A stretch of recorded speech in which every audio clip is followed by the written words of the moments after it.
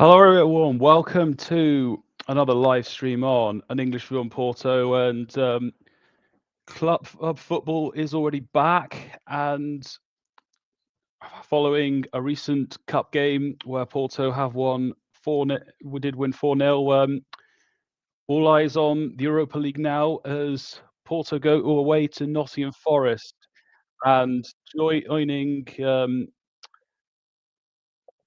I just heard some other audio go in my headsets. But joining a panel today is Adam from A Red Side of the Trent podcast. Adam, welcome on.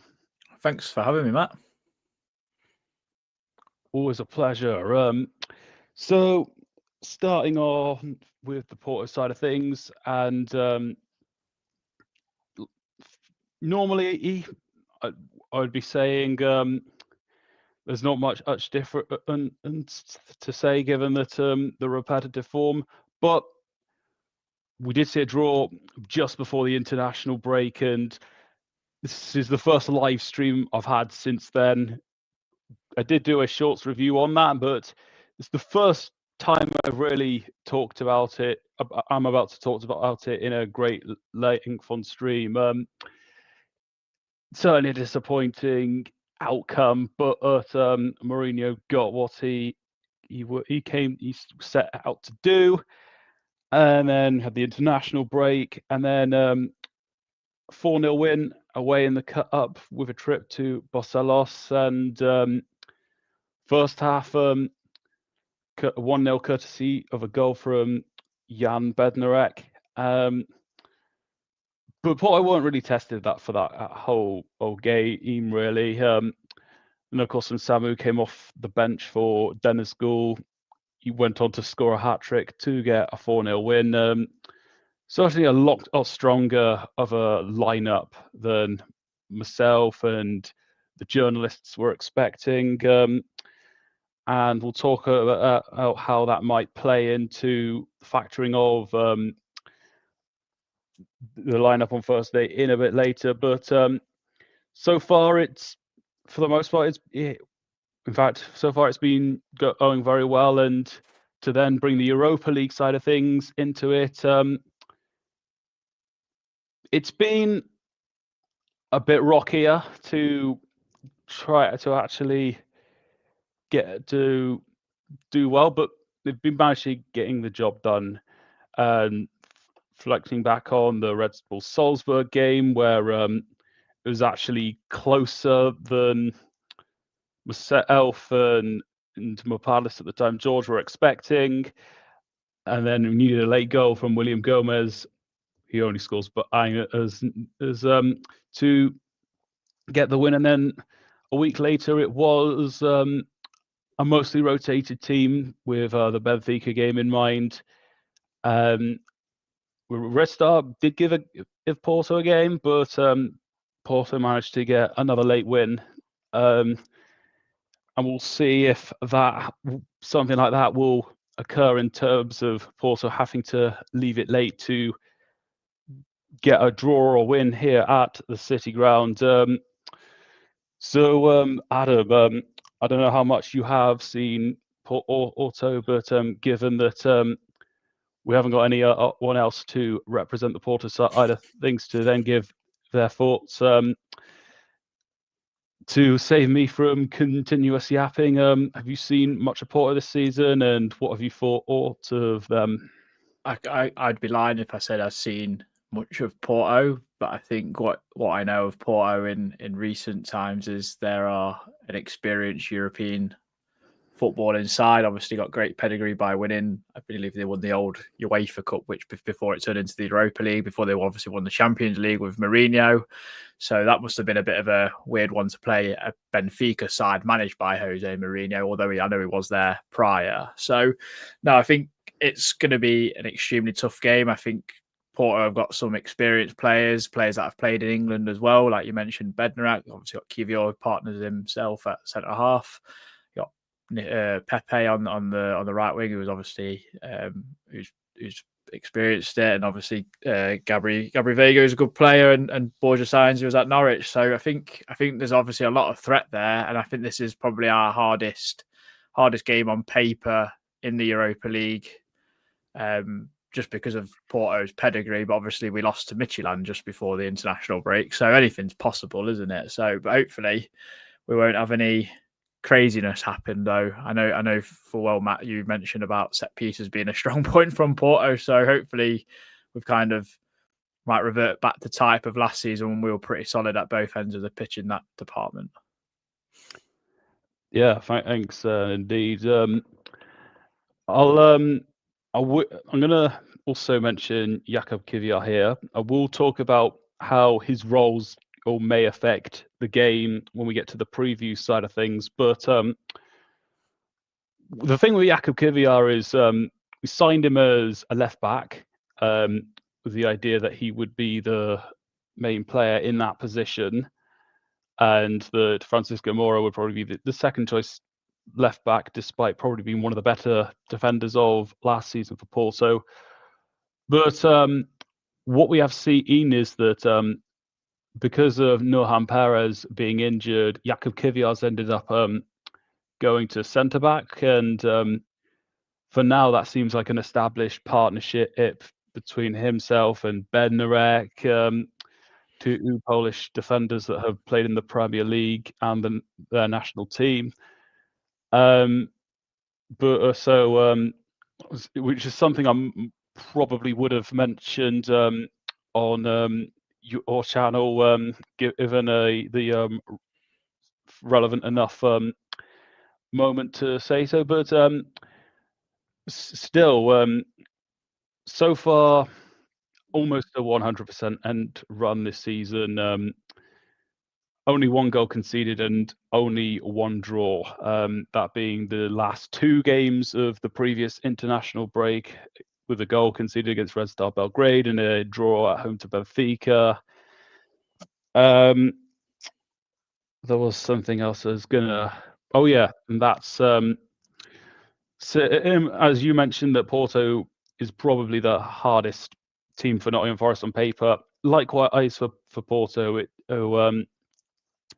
Nottingham Forest away, this is going to be the most difficult on paper game. The only other ones that could maybe rival it is you got Utrecht in the Netherlands, but even with Nottingham Forest's bad form, I would still be saying that your game will be the hardest.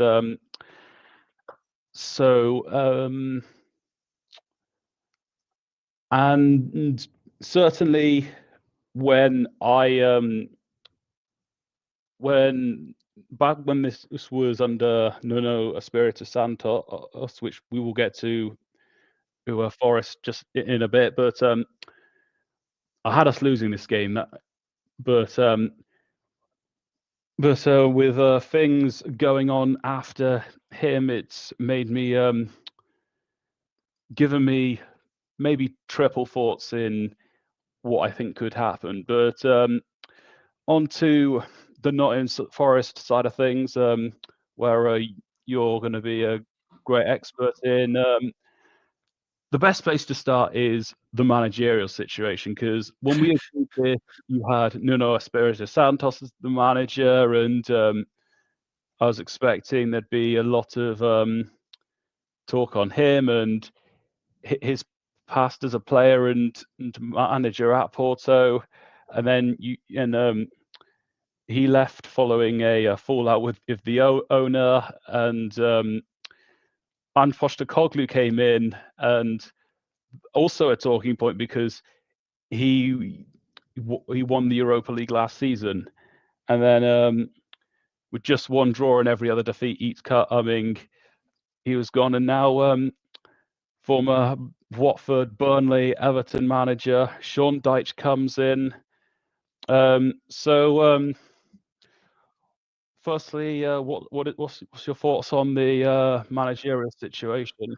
It's not a ideal spot to be in. I will tell you that, Matt, because we was all expecting Nuno to lead the charge into Europe and continue that, and his experience of obviously playing in it as a goalkeeper for Porto and then obviously managing it with Wolves. So we was quite excited. The investment was there, although he spat his dummy out in terms of what was happening in terms of players incoming. So that was very strange. And then the problem was he was airing his problems out too publicly and basically slagging off the owner. And I think if you were doing that in your own job, then you'd rightly get the boot. So Ange Postecoglou come in. No one really wanted him because we just knew that although yes, he won the Europa League, it was possibly one of the easiest routes to a Europa League win that Tottenham will ever get. Even if Man United won it, I would have said the same thing. I just think the fact that he lost 22 league games last season to Tottenham, 2 of them being against ourselves, was just always a recipe for disaster. His arrogance did not fit the ethos of the football club. And we didn't win 1 game in 8. We scored a few goals and we scored 1 league goal, but our defence was so frail compared to last season when it was one of the best. Our goalkeeper won Golden Glove with David Raya. So to go from that to being a sieve-like defence is not really that good, and it's not really that great. And although we played pretty football in drips and drabs under Ange Postecoglou, the result was always the same, which was either a loss or a draw, mainly a loss. So it didn't really bode well with the Forest supporters, and then his arrogance just kept getting worse and worse. So it was never a right fit. And now we're with Deitch, which probably seems a bit like early for someone like him with his reputation. But I'm happy to give him a chance. I've just listened to his first interview before I came on here, watched his first training session that Forest have put on their official YouTube, and the vibes already look much, much better. The players look much happier already, and I think he will revert back to type which was used to under Nuno. So I'm expecting us to be a bit harder to beat now, especially even on Thursday, even though he's already been in the door for a couple of days. I expect us to be a lot harder to beat on Thursday and hopefully have the crowd behind him because of the connection to Nottingham with him and his coaching staff. And I just think that's a lift around the city and around the football club at the moment. Going back to Nuno Espirito Santo, how did because I was watching last night, I did watch a few Nottingham Forest related analyst videos, and I saw Jamie Carragher. He was speaking about selling off Anthony Elanga whilst also keeping Espirito Santo was a bad fit and decision making from the owner. From your point of view, given what Elanga brings with his speed on the counter attack, how much has losing him affected Forest with Espirito Santos, and maybe Ange Postecoglou could have benefited with him as well? It's difficult to say because Nuno only had the 3. Also, that and also not replacing him properly.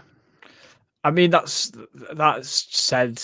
That's kind of a bit difficult to answer in that respect. But what I will say is, so we only had 3 games of Nuno, and we won the first one against Brentford, who consequently got battered against last night, and we looked really good. And we was kind of a bit like, well, we don't need Elanga really. And then obviously everything was unravelled and everything else. So it's hard to say whether Nuno really missed Elanga because he didn't have enough time to really show if he did or not. With Ange Postecoglou, because it was so possession based, it didn't really matter with Anthony Elanga because his strength is space and pace. If he's got a lot of space to run into, then he's a dangerous player. Newcastle fans I've seen online a lot of the time, because Newcastle have a lot of the ball, Anthony Elanga's struggling to do anything effective for them all the time. When we played them the other week, Anthony Elanga really didn't get that much of a sniff against Nico Williams because he's asked to try and do something a bit more technical than he's used to, rather than just being a kick it and run merchant, which is what he was for us, but it was brilliant and it was really effective. So that's quite hard. I think time would have told if we'd really persisted with a certain winger on that right hand side. Dan Ndoye was playing there. He scored and got an assist in his first few games. He scored against Midtjylland in the Europa League just before the international break. So he was meant to be the like for like replacement and has been okay and has actually contributed to the team in terms of goals and assists. But he's actually probably more of a left winger. We're actually yet to really see Dylan Bakwa or Amari Hutchinson get a real good run of games on that right-hand side, being an inverted winger on their left foot. So I think Sean Dyche will bring that stability and consistency with selection choice and actually giving players a chance to really have a run of games and actually to see what they can actually do. Because Ange Postecoglou was just chopping and changing every single game. He was getting 5 or 6 changes, a formation change. It just did not help anyone. I think consistency is so key in football. I just think he got it so horribly wrong. So we are yet to really see if anyone has replaced Anthony Elanga. But Dan Ndoye was sort of doing a job at the start, but still hard to kind of tell. Yeah, fair. And certainly seeing the attackers that were coming in for 30 to 40 million, they came across as somebody with a different profile to Elanga and wanted to fit it more of the owner's ideology of starting to go more attacking in terms of making the next step to being a frequent competitive side for the continental places. I did watch the Nottingham Forest versus Chelsea game at the weekend, and I did have in mind that Nottingham Forest under Ange Postecoglou were on a run without a win, and I saw the first half, and I thought Nottingham Forest are actually doing well. They're playing for the manager. Something could happen here, but unfortunately, with the missed chances, including two big ones from Morgan Gibbs-White, and then an early goal in the second half, then started to put the writing on the wall of Ange Postecoglou's legacy at Nottingham Forest. To play devil's advocate, when he was there for the most part, apart from the international break, he can and the week running up to that Chelsea game, he didn't get much time on the training pitch to implement and work on things.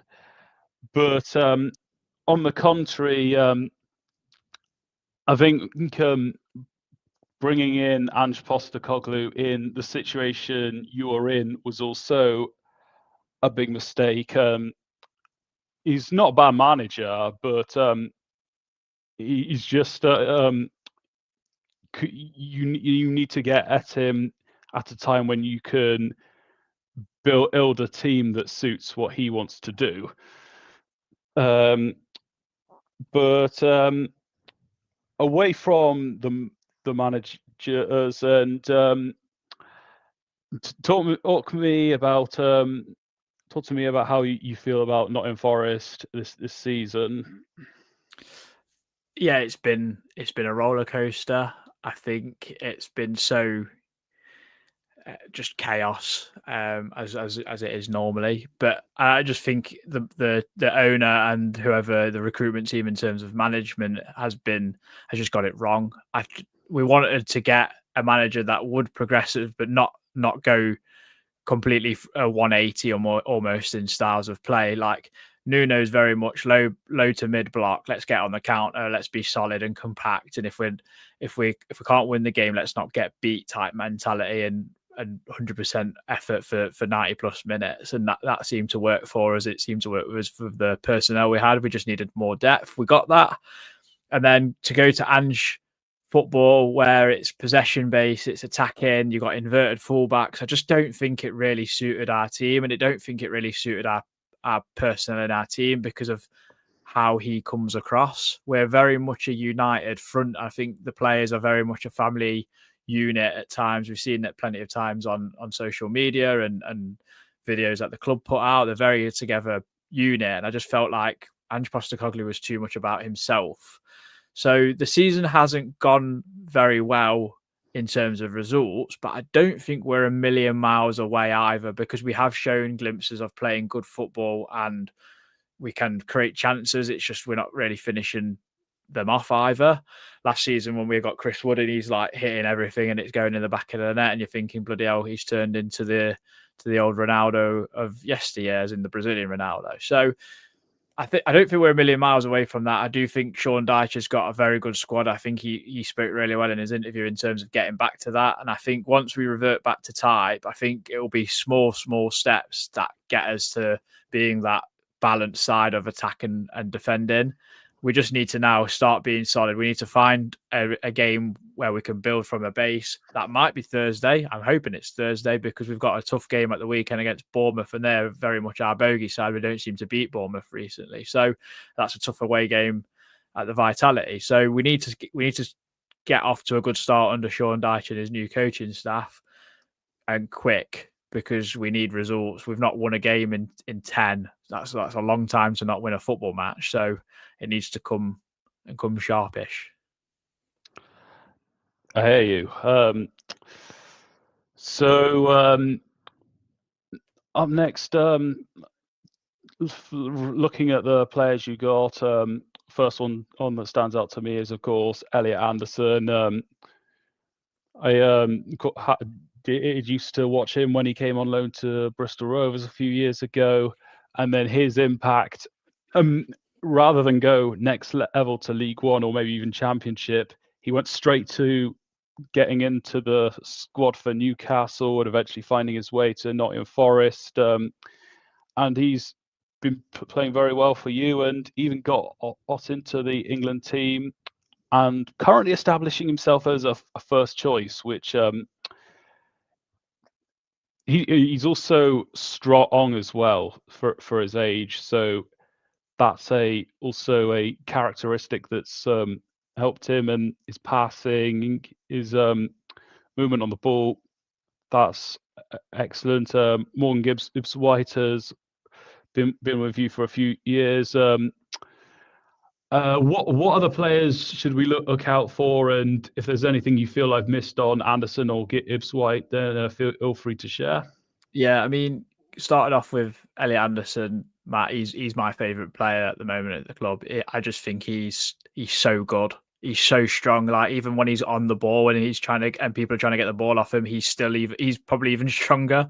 The one thing I would say him and Morgan especially lacking is their shooting ability. Obviously, you watch the game against Chelsea, you watch Morgan put one wide.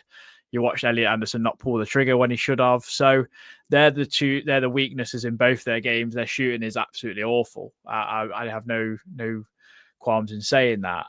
But they are both good players. I think Morgan is very much lacking in confidence at the moment. I'm hoping Sean Dyche will put an arm around him or give him a kick up the backside, whichever one he needs, because he's definitely got it in him. He's got a bit of a dog in him in terms of how his effort is. He's 100%. Like work rate normally. Recently, I've not really seen it, and I think it's because he's just lacking that confidence. He's lacking something anyway.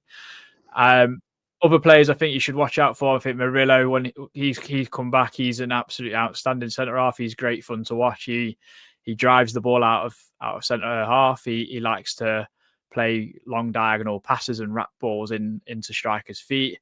I think one person that's probably might be a bit of a surprise this season for us is a player in Igor Jesus, who we got from Botafogo in the summer. Not really a known striker for his goal scoring, but I think his work rate, he's got an amazing leap on him for a guy at like 5'8" or 5'9".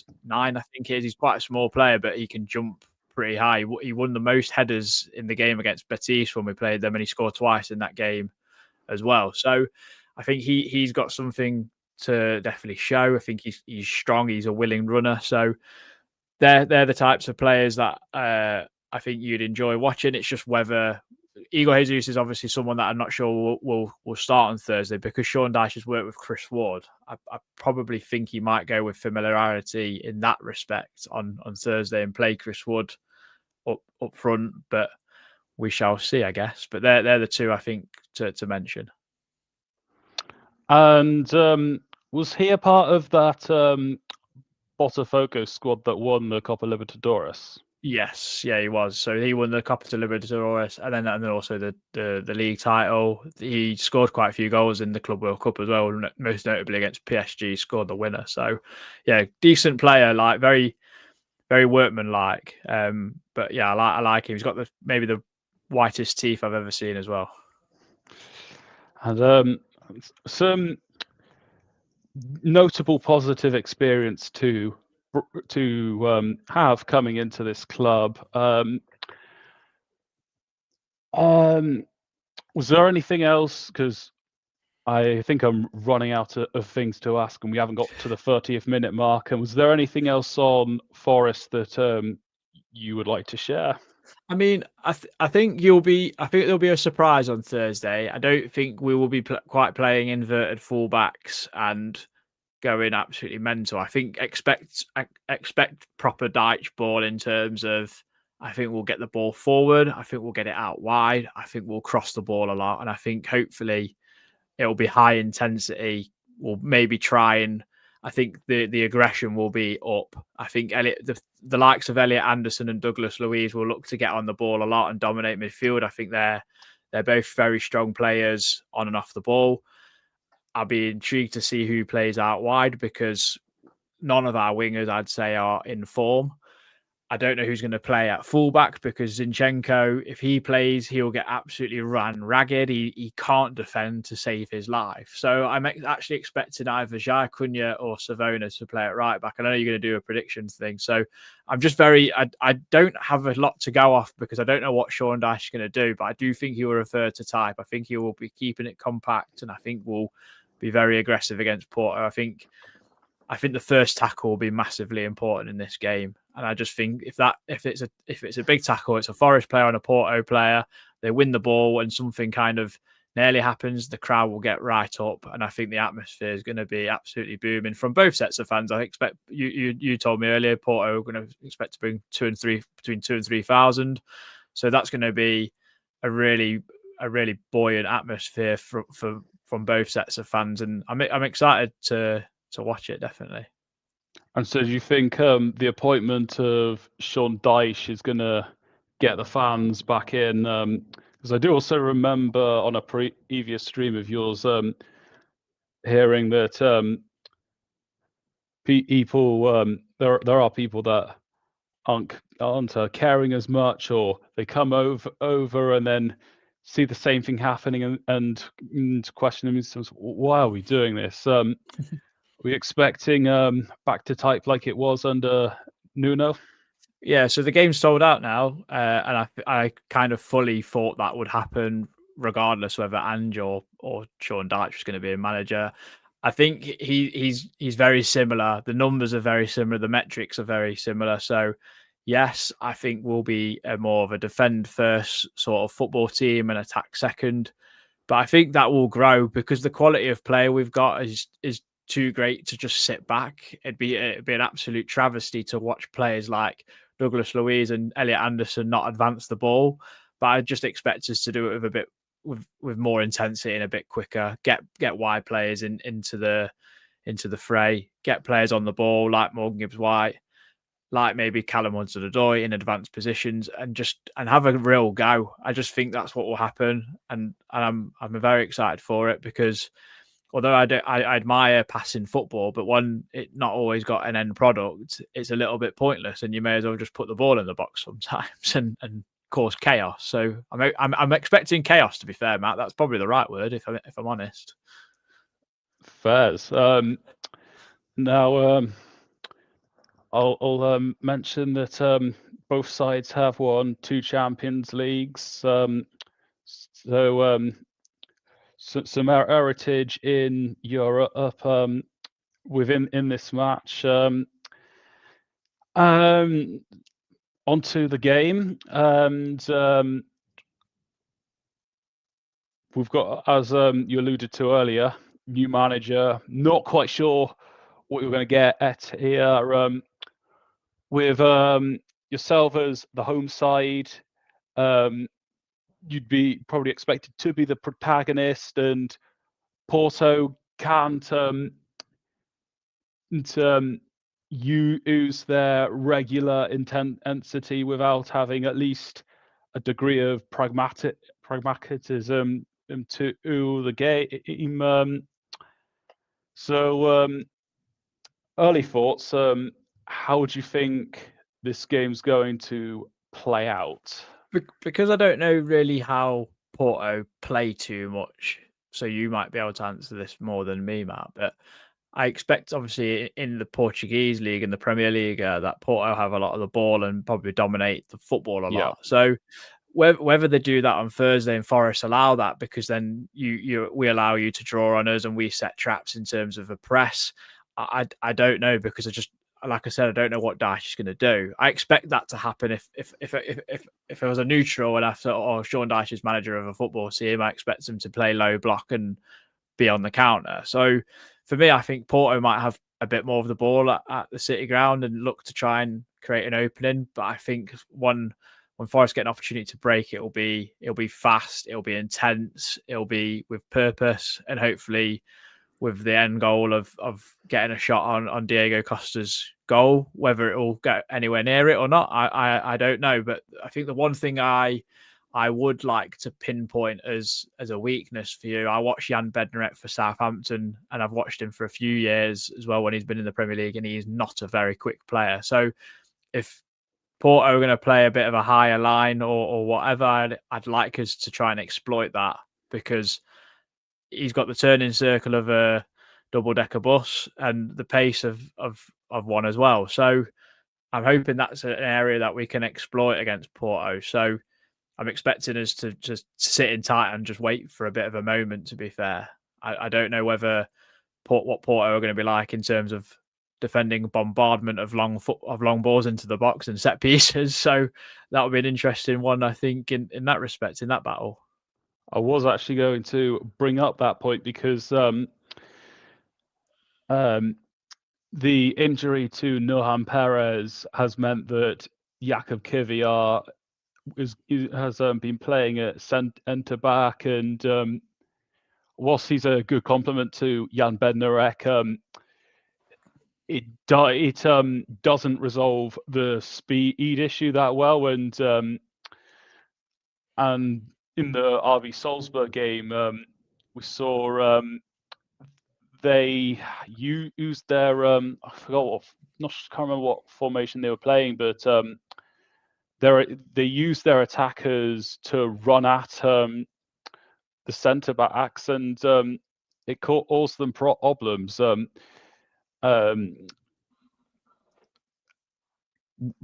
was a moment in where I think Kivior was out of position and Bednarek had to try and cover, and the long passes with the long runners was leading to chances for RB Salzburg, and one of their chances got cleared off the line, and another one was a goal that got ruled out for offside. And this would have definitely fitted Anthony Elanga. I could even imagine Ange Postecoglou working and making something happen in that area of the pitch. But if Sean Dyche does end up bringing Chris Wood and they go for crosses into the box, then that'll certainly make it easier for Bednarek and Kivior to have to defend. And I'll mention there is a young Croatian centre back called Dominik Perpic, who probably one for the future, but might come on as a sub depending on how the game goes. But I would say as we both touched on, probably that centre backs areas of Bednarek and Kiviar, because whilst Perez perhaps also didn't have speed for his identity, he certainly covered for that better than Kiviar had done. And speaking of areas to exploit, you recently Nottingham Forest had conceded the most goals in the Premier League from set pieces. If I understand the data correct, there was 10, and I think the next 3 he had conceded 6. Now, I do think this is something that Sean Dyche will definitely fix. I don't know whether he's going to get time to do that or if he has to prioritize making sure the players are fit and ready. But under Farioli, Porto have been better at attacking set pieces, and that's an area that Porto can definitely have the rub of the green on in this game.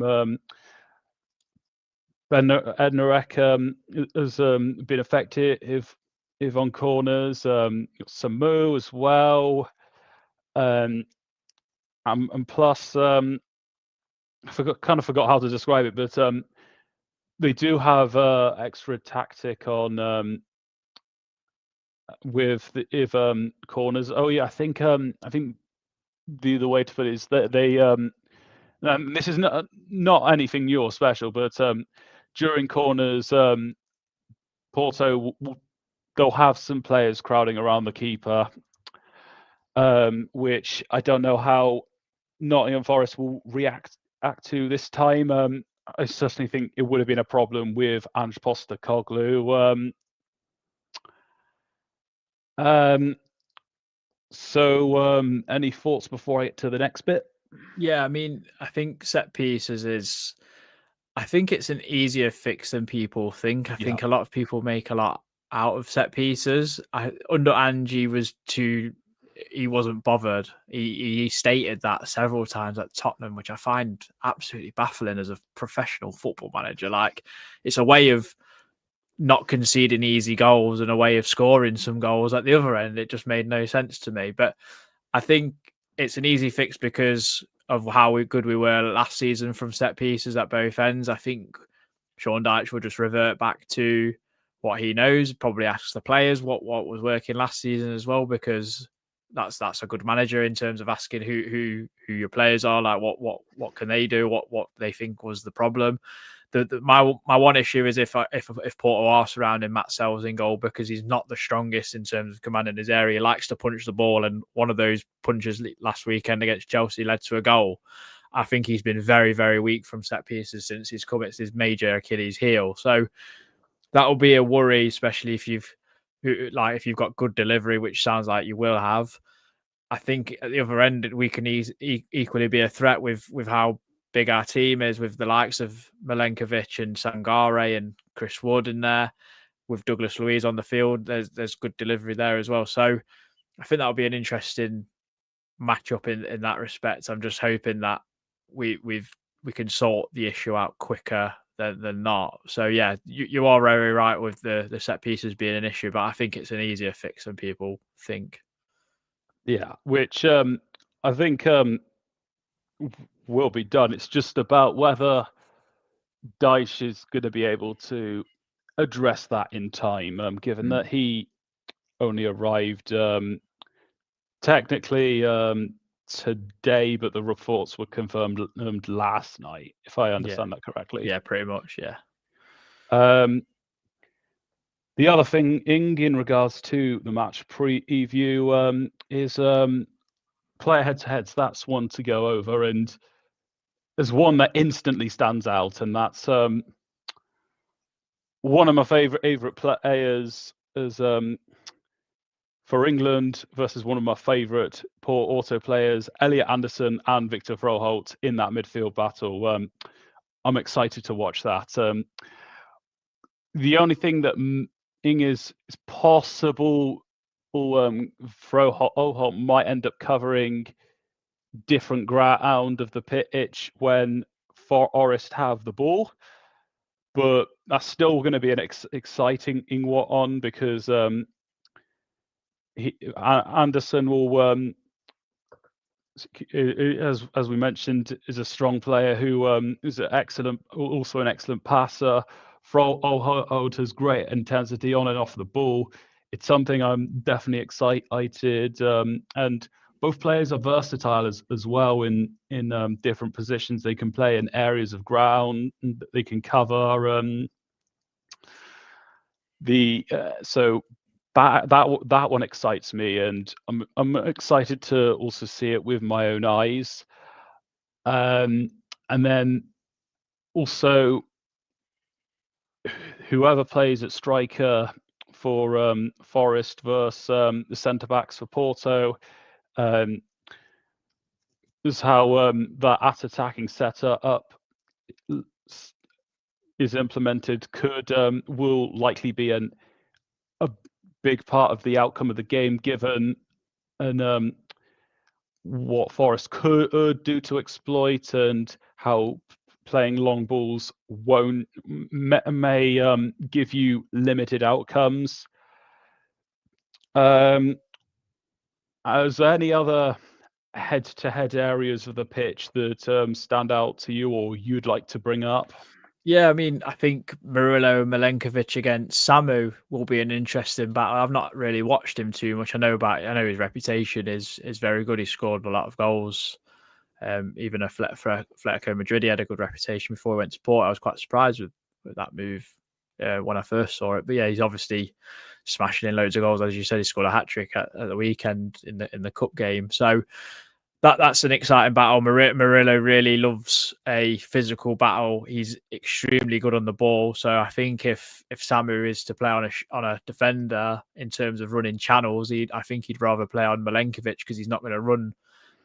He's not as quick, but he is equally strong and loves a battle. So that's an interesting one. I think whoever's playing at right wing or left wing for ourselves against your fullbacks will be good because of Murillo's ability to pass and maybe Douglas Luiz looking in for those balls over the top a little bit more to get those wide players in 1v1 situations or beyond the back line to get balls into the box. I think there's battles everywhere. I think in football you've just got to win every single one. So yeah, I mean the main one, I think Murillo against Samu will be very intriguing. And an example you might have seen, and if you haven't seen, certainly a lot of English-ish fans will likely have seen this. One example of where we've seen Samu do well would be that game in the Europa League against Manchester United last season. Scored 2 of the goals that made Porto turn the game around against Man United until Harry Maguire got that equalising goal. But any other thoughts before we go to the lineups? Not really. I'm just excited to get into it. Do you know, like when you've got that new manager, because you've heard a few positive things, you just kind of want the game to go ahead now and see what's going to happen.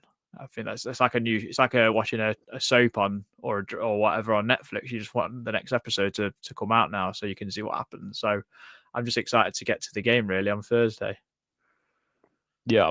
I'd imagine it would also probably be a balanced game, given that who Nottingham Forest have, the fact that they're at home, but also the low confidence versus a team that's high on confidence, but has to adapt a bit. Just as I was about to get to the lineup section, we have our first comment from Rodolfo. I only hope Porto's left fullback will retain whoever is the right winger, and Varela won't be you marked too much, so we can have the deep lying playmaker looking forward. Varela is the defensive midfielder. Yeah, I mean, if that's the case and he's someone that likes to get on the ball and start attacks, then that's if depending on who we play in midfield, if we play a flat 4-3-3 or a 4-2-3-1, I'm not sure what Dyche will do, because Gibbs White would obviously normally occupy the more attacking role or the number 10 role, and he'd have to maybe sit on him a little bit if he's influencing a few things too much. So yeah, there's battles all over the shop, and there's a lot of things going off, but football doesn't always work out that simplistic sort of way of that us football fans think it should work, does it? So yes, I'm very intrigued. It's like a big mystery, isn't it, of what's going to happen? Because even Porto don't know what's going to happen with a whole new manager. Indeed. So onto the lineups, the segment where we predict, of course, the lineups of the games. As Nottingham Forest are the home team, how do you think they're going to line up on Thursday? So I think it will. Do you want my opinion, or do you want what I think Sean Dyche will do, Matt? Start with what you think Sean Dyche will do, but you're welcome to then follow up with your opinion. Okay, I think he'll play 4-3-3, and I think he'll play Matt Sells in goal, Nicola Savona at right back, and Milenkovic, Murillo, Nico Williams at left back. So we've got three Nicos in there. That's fun. I think the midfield three will be Anderson, Sangare, and Douglas Luiz. I think off the right he might play Morgan Gibbs White, and then I think Chris Wood and Callum Hudson-Odoi will play striker and left winger. And I mean, if it was me, I'd probably drop Morgan Gibbs White and play maybe Dylan Backwell or Dan Ndoye there, and maybe play Igor Jesus at centre forward, just because of that pace and the pace versus the slowness of Bednarek and Kivior, because it's an obvious weakness, and get players 1v1 and move players out of position and be in uncomfortable positions. So that's what I would go with. There's like maybe one or two changes in there that I'd make that I think Sean Dyche might go with personally. Okay. And from the Porto side of things, where I'll be doing the predicting, unless there's some last minute injury news, you expect Diogo Costa to start in goal. Right back, there's a bit of a question mark, because I think Alberto Costa will start, and he is Porto's main right back. The only thing that does make me think a little bit is that he did start in the cup on the weekend, which was against a team in the lower leagues.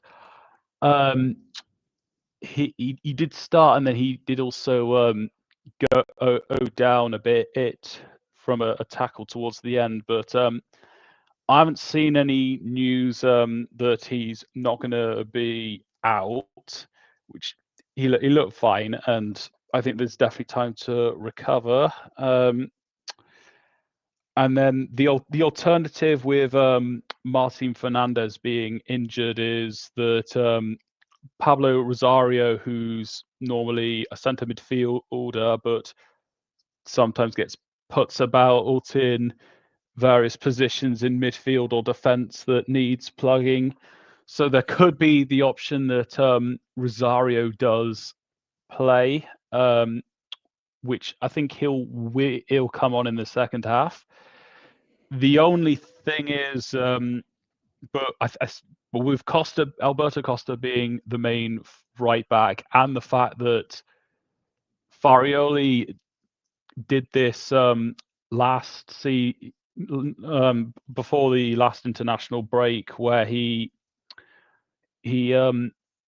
ended up not making too many changes, is from playing in the league to when he played RB Salzburg. I was mostly at the same team, so I think Costa is going to still be there. Jan Bednarek, I think, will play, as Jakub Kivior, and I expect them to both be at centre back. I think Francisco Mora will be playing at left back.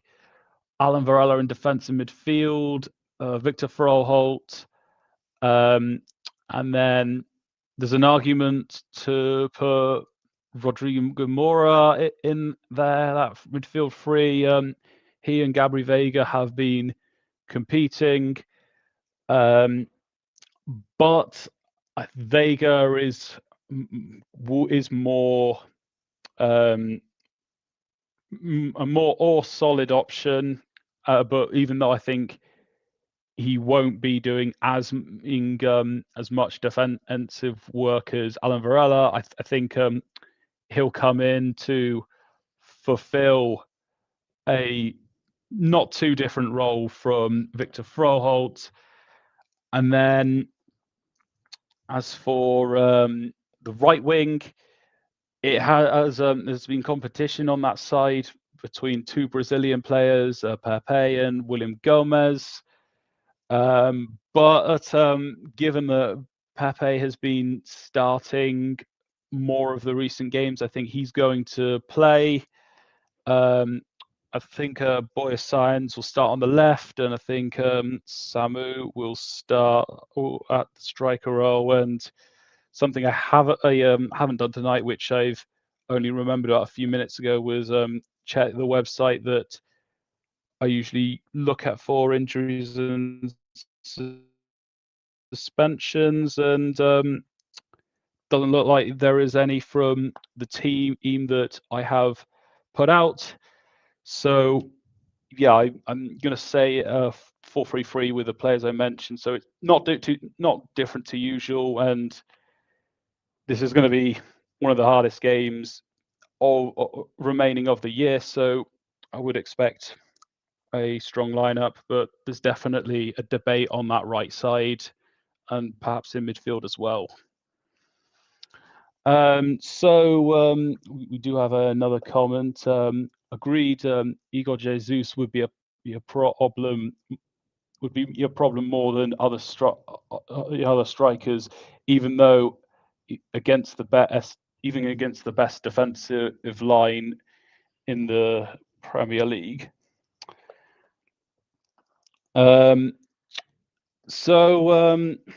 Let's get on to predictions of the game. I'll let you go first, Adam. What are you thinking? I mean, I just think because of the occasion and the connection back to Sean Dyche and his coaching staff to Nottingham and Nottingham Forest, I've just got this feeling that we might nick it, and we might do it by hook or crook. It might be the most vile game of football we'll ever watch, but we need to win it never in any means necessary just to kind of break the rot. I think we might win 1-0, to be fair, Matt, but that's my heart talking. I think if my head's speaking, I think it might be a draw personally, and I'll take it because we need to just get back on the road. Really, we just need something positive to go off. If we get a positive performance and drew, then I wouldn't be too disappointed either. Fairs. It also doesn't help that Porto's record in England isn't good. From what I remember hearing and exploring myself, they've not won in England before, and I can't think of a draw that they've got since that famous one at Old Trafford where Mourinho ran and down half the touchline for that equalising goal. Certainly, there was the defeats at Liverpool. Though under Sergio Gonzalez, the narrow loss to Arsenal that went to penalties, losing to Man City 4-0 the season after winning the Europa League, losing heavy to Arsenal a few years before that, and even in Scotland, when they last played Rangers, who've actually got a home fixture against Rangers towards the end of the league phase campaign. That was a loss. So it's not been a good it's not been a happy hunting ground here. But despite that, I'm going to put that at aside and really take this game and everything, the current situation at face value.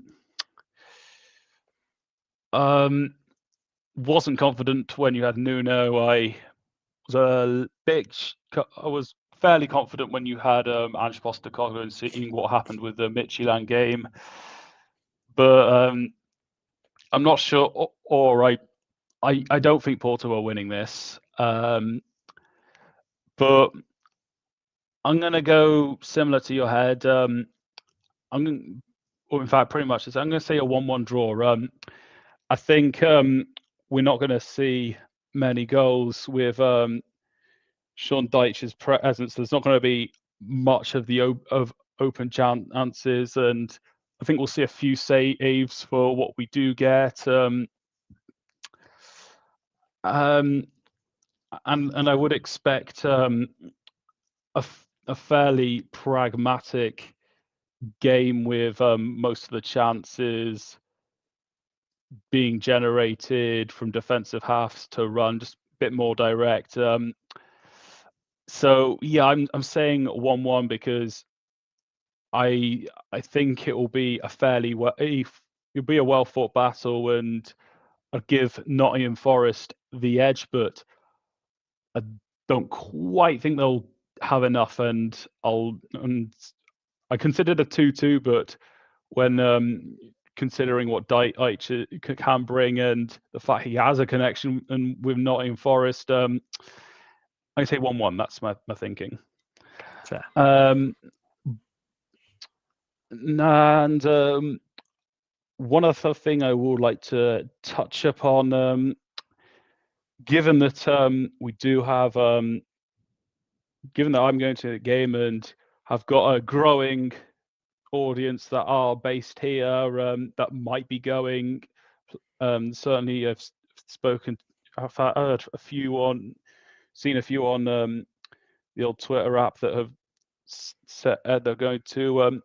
What pubs or other venues would you recommend for visiting fans to attend before or the game? So obviously you've got the famous Hooters, but I probably wouldn't even bother with that. But Notts County have always got allow away supporters into. They've got a thing called the Nest, which is like a big kind of open area with a big bar and screens and stuff. But Porto fans will probably be welcome in the city centre and little pubs in there and everywhere. There's the Trent Navigation, which is right next to, which is near the Nest as well, and like away fans can go in there. There's never any really trouble.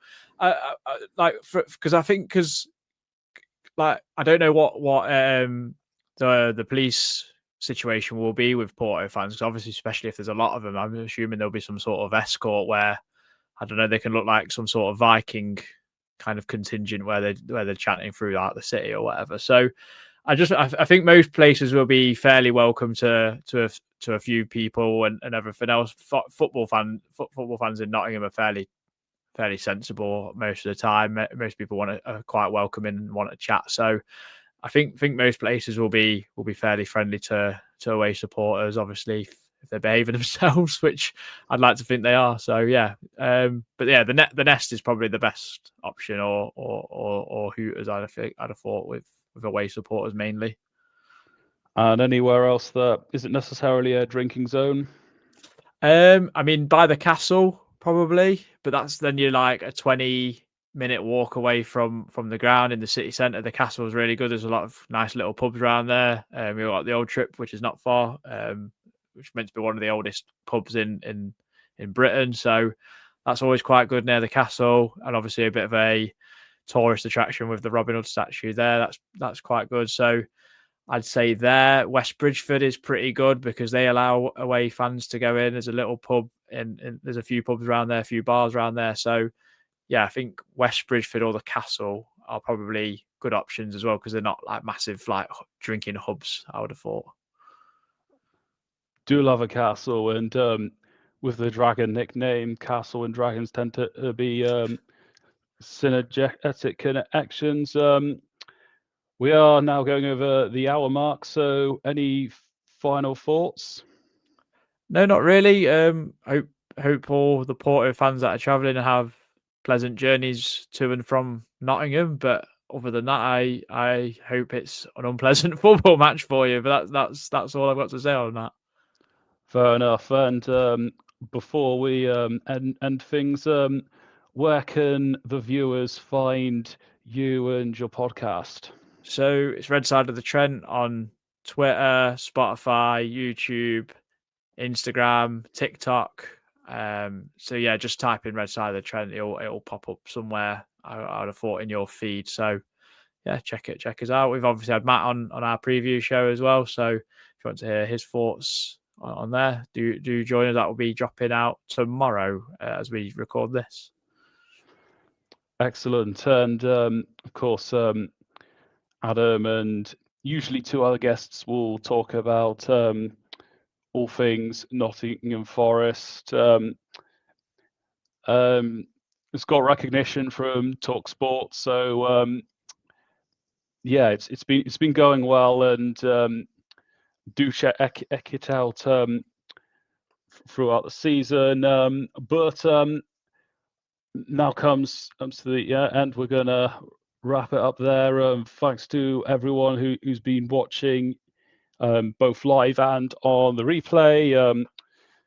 All interaction is very, very much appreciated and does go a long way. And I know hopefully maybe soon I'll be getting the sort of revenue and funds that you guys are getting at the Red Side of the Trent podcast. Thanks, Adam, for coming on and giving us some extra insights in regards to Nottingham Forest and everything around that. But yeah, still haven't fully decided how my review's gonna come. I was hoping to have somebody do it on my behalf, but I'm not sure or how that's gonna go down. And I also have to consider my battery life before doing something. But in regards to post-match thoughts, but I'm sure even before all the game and before full time, I'll be uploading some content of some sort. But yes, thanks, Adam, and for your contributions, and to Rodolfo, and to everyone else with their views and contributions. And we'll be back for another for more bits of content soon. But in the meantime, have a good one, and Forza Porto.